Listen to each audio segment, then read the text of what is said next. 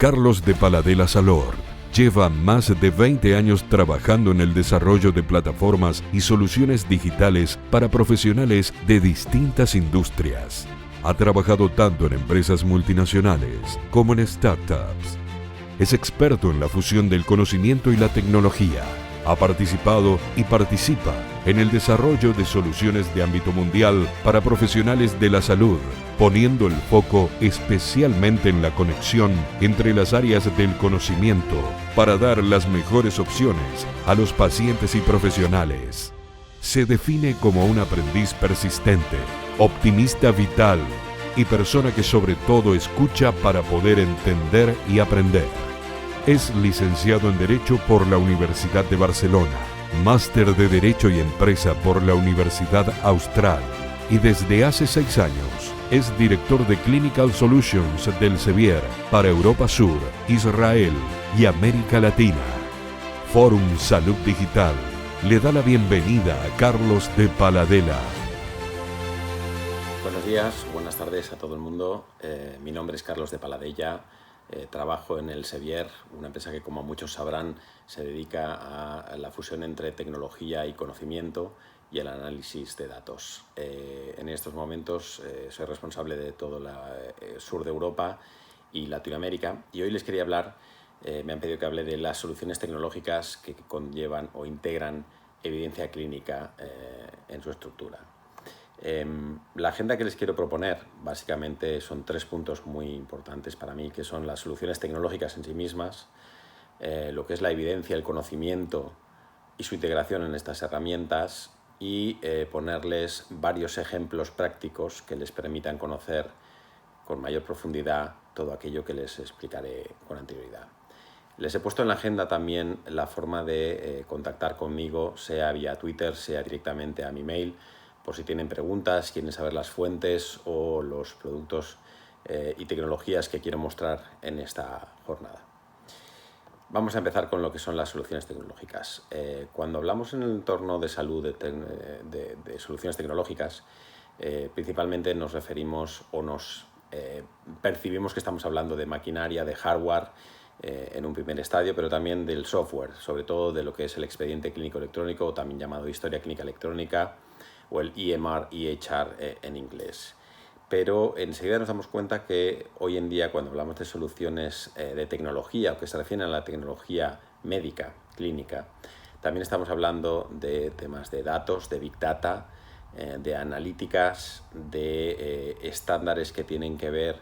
tanto con el intercambio de información como con la comunicación, como también como la estructuración de esos datos y cómo se recaban los mismos, cómo se trabajan los mismos para dar mayor conocimiento, además de lo que es la evidencia pura científica que crean los médicos, las enfermeras y los demás profesionales de la salud. Entonces, las soluciones tecnológicas, yo quiero que abarquemos un campo mucho más amplio que el que conocemos como los PACS, los RICs o los microscopios, como he puesto en esta imagen, o como otras imágenes donde se sugiere que la tecnología se refiere a gadgets. La tecnología es mucho más. De hecho, si hablamos de tecnologías relacionadas con la salud, tenemos las tecnologías que se refieren al procesamiento del lenguaje natural, tenemos las tecnologías que hablan ahora de las nuevas interfaces de uso, que serían el lenguaje, los gestos, el posicionamiento, etc. Y otras tecnologías que es un campo muy abierto. Entonces, no vamos a ceñirnos solamente a lo que son la tecnología que creemos que en primer lugar aparece, como son el software y el hardware que todos conocemos, sino un concepto mucho más amplio. En cuanto a lo que es la evidencia médica que se integra, ¿por qué hablamos de este tema? Y al final les pondré unas citas reales del por qué la evidencia es tan importante que esté integrada. Yo me he ceñido aquí algunos de los contenidos que nosotros trabajamos y que trabajan todos los expertos en salud y que tienen diferentes semánticas. Por eso en cada país, si yo hablo de protocolos o guías clínicas o de planes de cuidados, pues unas personas entenderán unas cosas y otras otras. Pero en general En los protocolos, me refiero a aquellos protocolos, lo que en Estados Unidos se llaman order sets o sets de órdenes, que para una determinada patología nos facilitan el checklist de cada una de las acciones que se tienen que llevar a cabo y que algunas veces forman parte de las historias clínicas electrónicas, otras no, y que se deben actualizar con la última evidencia clínica o la evidencia médica. Las guías clínicas, muchas de ellas están producidas por los países o las sociedades especializadas en cada una de las patologías, sea de neurología, sea de cardiología, etc. Y son guías que también conllevan toda la evidencia clínica, pero que además empiezan a tener un carácter práctico, un carácter de que se puede aplicar directamente en el punto de atención al paciente, o que nos sirve también para informar a los familiares de cómo es la patología que está sufriendo una determinada persona. Vuelven a aparecer los estándares, igual que aparecían en lo que es la tecnología. Los estándares nos ayudan a administrar y a incluir estas guías en los software que utilizamos para el manejo de paciente o el manejo incluso de la organización. Y de hecho empiezan a aparecer tendencias en que los estándares, tanto en tecnología como en conocimiento, empiezan a conectarse y de hecho dependen mucho unos de otros y hay que conocer muy bien cada uno de ellos para poder luego sacar el óptimo provecho del binomio tecnología-conocimiento. Y aparece también el data. La evidencia médica cada vez está más cerca de los datos, cada vez más cerca porque no solamente se basa en conocimientos, en estudios, en investigación, sino que cada vez más acude a los datos reales de pacientes y de toda su patología y la historia del paciente para entender mejor a futuros pacientes o cohortes de pacientes que están presentando similitudes en sus tratamientos, en su diagnóstico, etcétera, etcétera. Con lo cual, la evidencia médica, y ahí sí, llamándola en general el conocimiento, empieza a parecer algo que es una herramienta que debería tenerse en cuenta siempre que uno habla de tecnologías médicas. ¿Por qué? Porque básicamente solamente el software, solamente el hardware, sin todo ese conocimiento que nos ayuda a tratar mejor al paciente, a tener mejores diagnósticos, mejores informaciones y ayudas a las familias, empieza a ser algo extremadamente necesario. Aparece el concepto que muchos conocen de medicina basada en la evidencia. La medicina basada en la evidencia se define como el uso consciente, explícito y juicioso de la mejor evidencia científica disponible para tomar decisiones sobre los pacientes. Esta definición que he tomado, y tienen aquí la cita, es una definición que nos ayuda a pensar por qué la tecnología sin esta evidencia, sin este conocimiento que se embebe dentro, nos puede llevar a cometer errores, a tener procesos que son menos óptimos, a tener procesos que no siguen siempre las guías o protocolos que se van actualizando y veremos luego con qué cadencia se van actualizando. Y lo quiero conectar también con el Big Data o con los datos. El Big Data y la evidencia es un nuevo concepto que salió hace unos años, que pasa a llamarse Real World Evidence y que une tanto el concepto de la investigación clínica médica con los datos obtenidos por el análisis de Big Data, de datos relacionados con los pacientes, que vienen de los pacientes y que es evidencia real, es lo que ha pasado exactamente con un paciente y que se une con la investigación científica. El Real World Evidence es no solamente ya una tendencia, sino algo que se está imponiendo en muchísimos hospitales y organizaciones del mundo, porque va a ayudar a dar un paso más en la calidad de la asistencia a los pacientes. ¿Cómo fusionamos o cómo se fusiona básicamente la tecnología con los conocimientos? Obviamente es a través de la integración. En los ejemplos veremos que hay varios tipos de integración, de más simple a más complejos, y que tienen más o menos interacción necesaria por parte de los profesionales de la salud, sean médicos, enfermeros, fisioterapeutas, etcétera, etcétera. Con lo cual, la integración a través de estándares, a través de una estructura muy ordenada y unos procesos muy seguidores de lo que son las guías y los protocolos, nos van a ayudar a que los resultados sean óptimos. Como decía antes, la tecnología integrada con conocimiento da soporte a la toma de decisiones clínicas basadas en la investigación y la evidencia más actualizadas. Ese es un gran problema, el problema de la evidencia actualizada, porque, como veremos más tarde, hoy en día, en el año 2020, la información clínica se duplica cada 73 días. Esto está publicado en una revista que he puesto la cita al final, que pueden ver y acceder, pero la realidad es que sea 73 o sean 90 días, da lo mismo, el conocimiento se está duplicando 2 o 3 veces al año, o 4.